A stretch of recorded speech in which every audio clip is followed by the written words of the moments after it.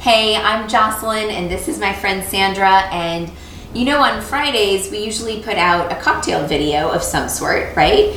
But we kind of decided that maybe we should give y'all like some information on glassware, because in all of those videos we are using what feels like 100 different glasses. So we thought we would talk about different glasses, what they're good for, maybe great ways to buy them, like interesting places to find them now and then. And then maybe, like we've kind of talked about what glasses you should buy first as you're building a bar, if that's something you care to do.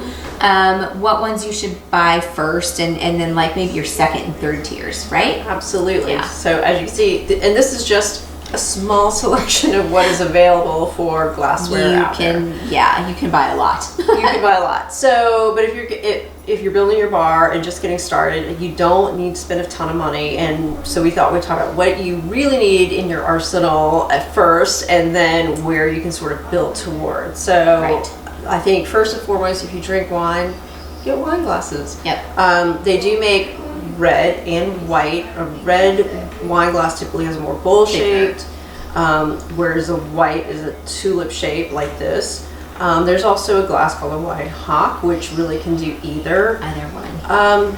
Don't be overly particular, I would say, unless you really want to be particular. And there are even like Pinot Noir glasses too, right? I mean, you can get, when you get into wine glasses, we're saying there's red and white, but really there's like 16,000 of each. there are many kinds of wine glasses. You can get down a rabbit hole with some wine glasses. Right. So just to get you started, make sure you have some nice wine glasses on hand.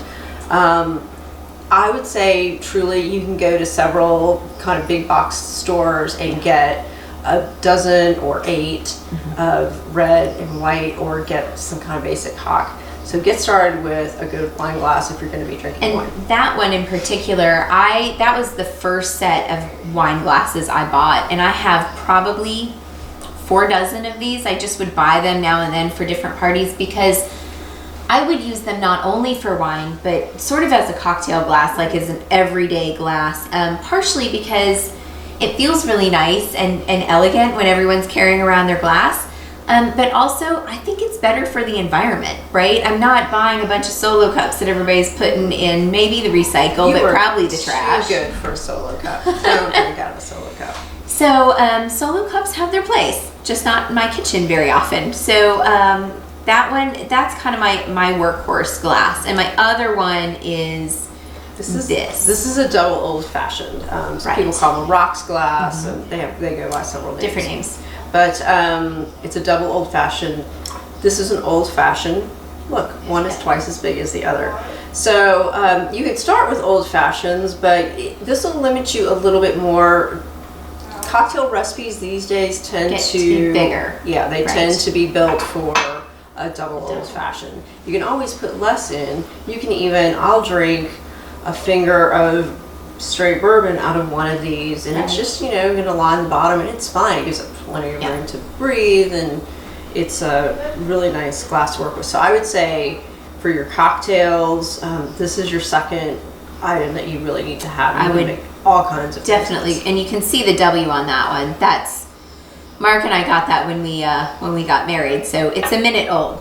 Okay, so that's our first tier, right? Well, I would add one other. The cocktail. The classic cocktail Yes. glass. And so these are a little harder to find in this shape anymore. This is an older one.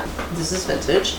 But you can see the shape somewhat close to a martini, somewhat close to A champagne coupe. Right. So this is it can do double duty. You can put champagne cocktails Martinis. in it. Yeah, martinis. You could put some regular iced cocktails in there too if you wanted to. You can. I use these glasses so much. I know, because I'm at her house and I'm drinking out of that glass a lot. So if you can find a good true cocktail glass, this is a great third choice for you, because it'll do a lot of things for you. Let's talk about that. We're going to put these like kind of up front so you can see these are our primaries.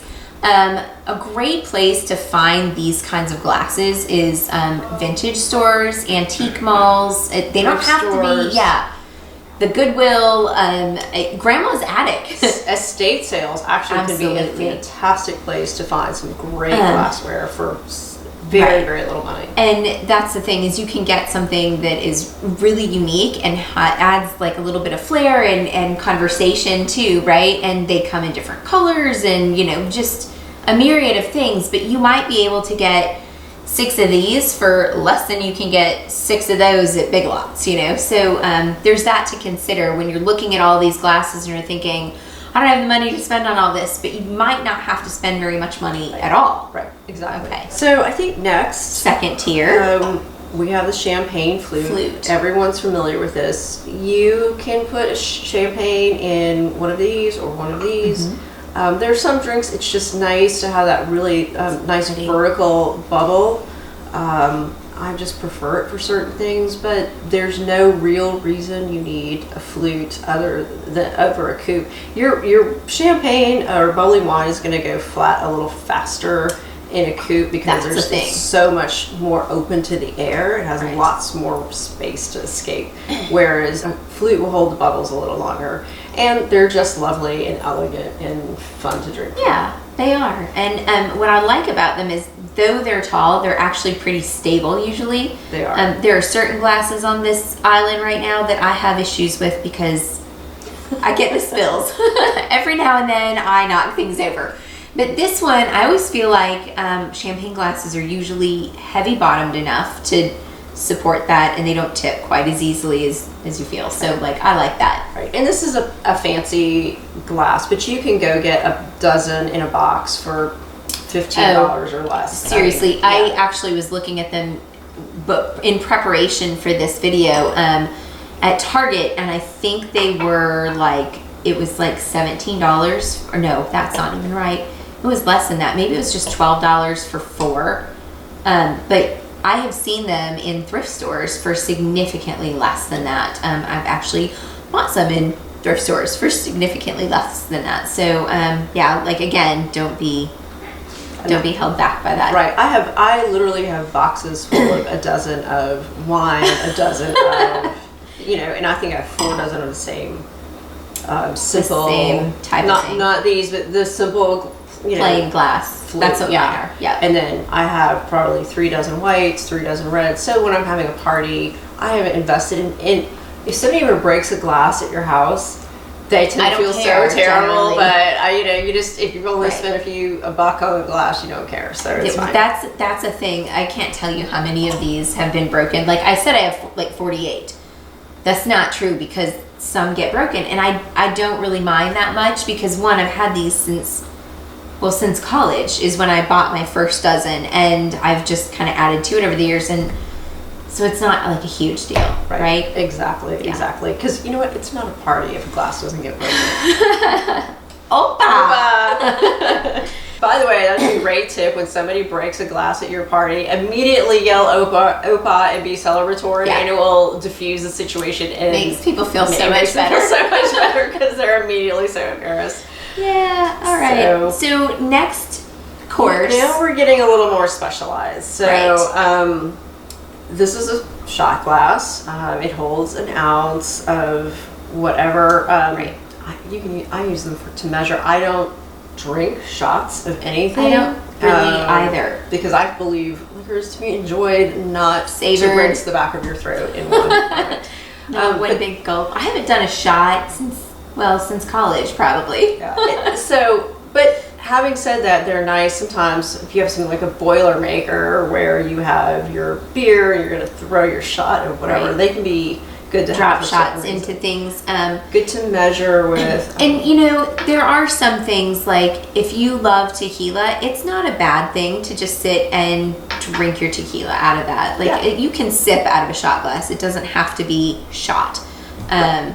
But anyway, we have to cover that. And getting more specialized, so we talked about the cocktail Right. glass. This is the evolution of the cocktail glass. You know it as a martini glass. And so cosmopolitans, martinis, Manhattan's Gibsons, ups. yeah, Yeah. a whole variety of drinks. People enjoying these. I actually find that you have to be a little more careful drinking because it's so wide and round. It's easy to like You know how I said I have problems with the spilling? That's the one I spill all the time. When I waited tables and bartended, every time somebody ordered a Manhattan Up or a martini or something, I was like, oh God, please, please, the whole way. Because I had to carry it on a tray. I wasn't allowed to carry it in my hand. So I'm like, oh, please, let me make it there. And it's like sloshing all over I feel like a lot of them, because the top is so wide, some are ridiculously wider than the base. They're just, it's ill-designed, right? Yeah. And they fall over, they're easy to knock over. So though it's a beautiful glass to look at, for me it's not the most practical. I would rather have the cocktail glass that tends to be a little less weighty. I prefer these as well, but partly because I'm old school. But they're a Gibson or beautiful martini. I mean, it is makes a beautiful glass. cocktail. So I love an aviation in that. Yes. Nothing else looks that good. So the coupe. The coupe. So we talked about it a little bit. Which is making a resurgence these days. It really is. So and many I'm cocktails. so happy about it. So as I said, it's a descendant of our cocktail glass. And so you can put all kinds of cocktails in this. I put my Manhattans in these just because I like the way they look. You can drink champagne out of them, all kinds of things. So it's a nice one. I would probably buy this before I would buy this if I was choosing between champagne glasses, because you really can do a lot more. You cannot put a cocktail in this glass. It's made for pretty much one thing and one thing only. But this will give you more mileage. And with the champagne bit between the two, I don't always love super bubbly champagne. So I actually kind of like it in a coupe better because that fizzes down and it's not quite like. I know I can't be the only person that does this, but you get a new glass of champagne and you go to drink it and it hasn't stopped fizzing enough. It tickles your nose. It goes straight up your nose and you're like, I didn't need a neti pot today. I just wanted a cocktail. So for me, I personally would rather do a coupe for champagne just in general anyway. So when something is more of a workhorse, it's able to be used in more ways. I'm kind of always leaning toward that. So yeah, it's a good one. Yeah. So then we have a Collins glass. So this you can put a Collins, a Tom Collins, or various. That's where the name came from. Cocktails out there, but also mojitos. Any long drink. Long drink, yeah, you can put in this. It's quite narrow, as you can see. It's they're good nice for and nice tall. tall ice glass drinks. My favorite thing in a Collins glass is sweet tea. I mean, absolutely. I don't know why in my mind that's what goes in my Collins glasses. I like drinking my tea out of that. It feels elegant.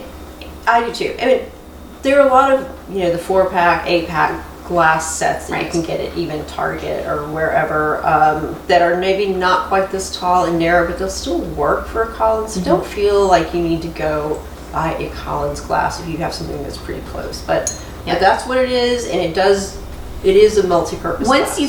Once you've started going and you're buying, these last ones, were kind of things that they're pretty specialized and you don't have to have them. I mean, shoot, you don't have to have any of these. We just wanted to give you an idea of what's out there and what they're for. Right. And there's, as we said, so many more than this. So yeah, we don't even have a snifter out here. We don't have a snifter, so there's a glass just for brandy, for example. Although I put my Benedictine worm in my snifters, and I have a snifter around here. Oh well, we'll deal with that later.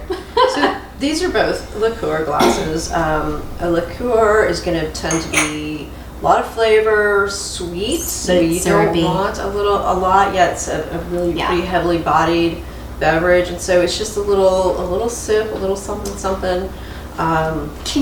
So this particular one was my grandmother's, and it's nothing fancy. It's just plain glass, but I mean, it means a lot to me simply because it was my grandmother's, and I promise you, I never once saw her drink anything out of it.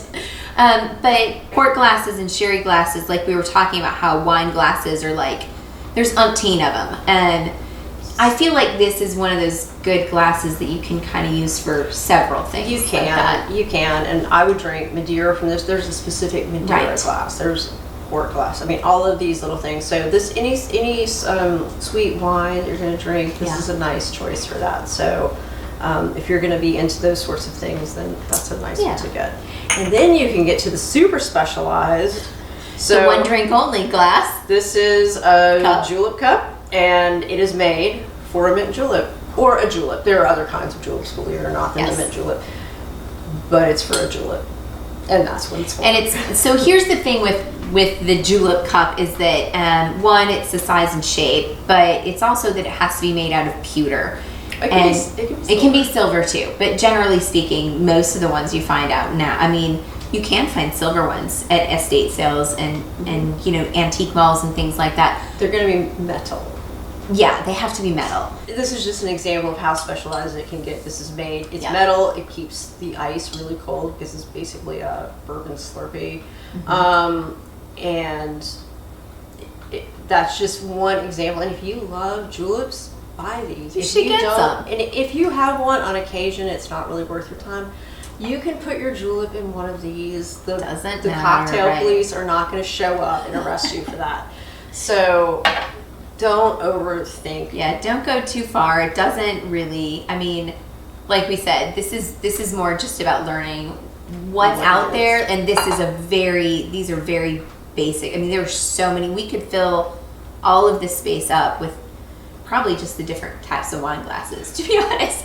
But there's just tons and tons of really specialized things. But we wanted to give you guys sort of like an idea of, as you work your way through learning about cocktails and different things and the history of drinks in different types of glasses and whatnot, this kind of gives you a basic idea of where you want to start and maybe where, you know, your end goal would be to have X number of however many different types of glasses. So, but don't feel like you need to start with those. You don't. You don't.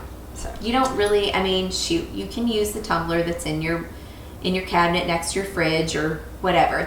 Those are fine too. But sometimes just having a pretty glass makes you feel like so sophisticated, very posh, and like we said, you really don't have to spend a ton of money doing this. Most of my glasses have come from, well, my grandmother. I got some from her, you know, but a lot of them have come from the antique mall down the road that, you know, sometimes I find one or two, they're just really beautiful, and it's like $2 for a set of two. And I'm like, well, I can't really even go to Big Lots and get two glasses, you know, and they're never nearly as pretty. So, yeah, I just think it's a great way to learn about different cocktails and the glasses they go in and whatnot. So this will get you started. And good luck. If you have questions, can they ask you questions? Absolutely. Ask questions. Feel free to put comments on the video down below. That's fine.